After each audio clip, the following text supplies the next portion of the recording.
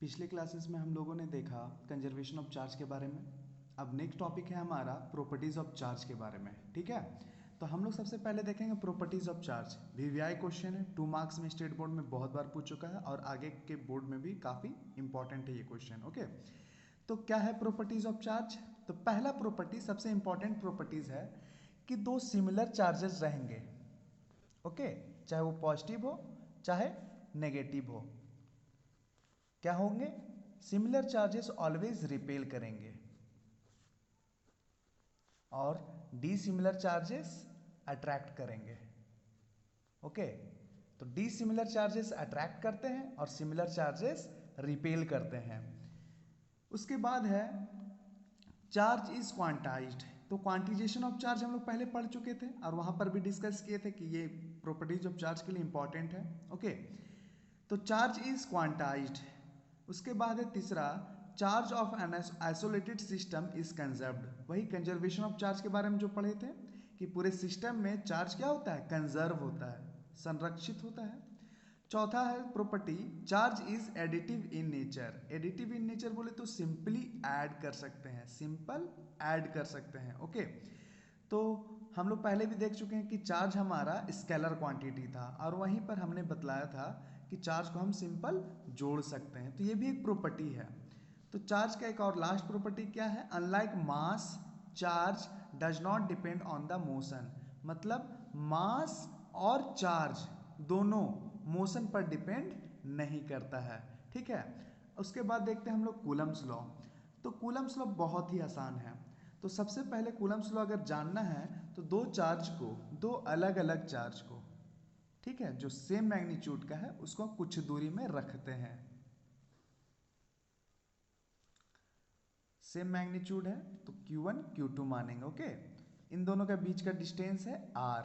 तो Coulomb's law काफ़ी आसानी तरीके से याद रखा जा सकता है। तो ध्यान में रखना कि कूलम्स लॉ फोर्स के बारे में बतलाया था, दो चार्ज के बीच में लगने वाला फोर्स के बारे में बतलाया था। तो दो चार्ज के बीच में जो फोर्स लगेगा वही है तुम्हारा कूलम्स लॉ।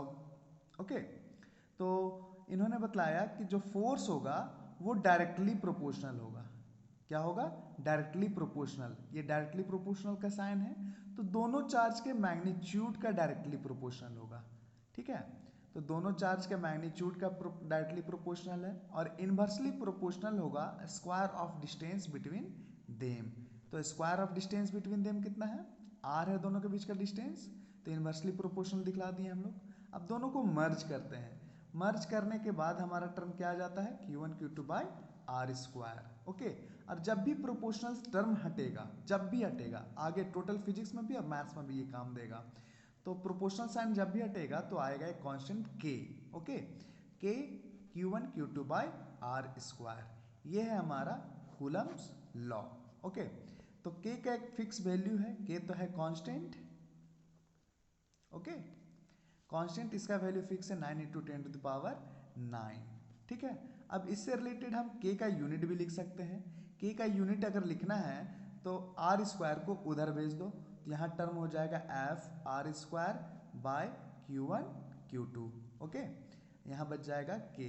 फोर्स का होता है न्यूटन, ये डिस्टेंस है तो metre square by coulomb square, तो हो जाएगा हमारा टर्म न्यूटन मीटर स्क्वायर पर कूलम स्क्वायर। तो k का ये वैल्यू है, इसको याद रखना है। ठीक है, अब एक बार डेफिनेशन देख लेते हैं हम लोग कूलम्स लॉ का क्या है।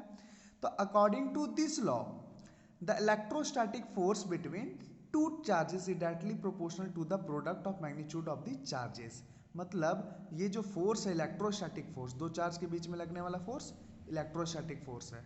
अब फोर्स जो होगा वो डायरेक्टली प्रोपोर्शनल होगा product of magnitude of two charges and inversely proportional to 1 by are square या फिर डिस्टेंस का स्क्वायर। ओके, तो ये है हमारा कूलम्स लॉ। क्या है?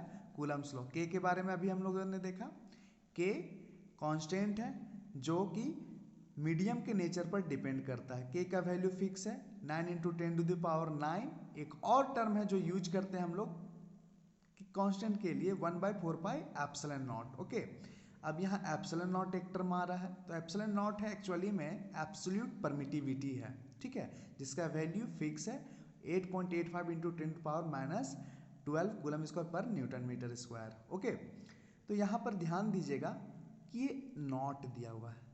क्या दिया हुआ है? नॉट। नॉट का मतलब ही होता है एयर और वैक्यूम में ये फॉर्मूला काम करेगा। केवल कहाँ पर काम करेगा? एयर और वैक्यूम। ये जो फोर्स का फॉर्मूला देख रहे हैं ना, तो लास्टली रिजल्ट क्या निकल कर आता है? F इज इक्वल टू के जगह पे हम फिक्स वैल्यू पुट कर देते हैं 1/4 pi epsilon nought Q1 Q2 by are square. तो मेन रिजल्ट हमारा फोर्स का क्या हो गया? ये F is equal to 1/4 pi epsilon nought Q1 Q2 by are square. तो हम कह सकते हैं ये 1/4 पाई एप्सिलॉन नॉट का वैल्यू ये है 9 × 10⁹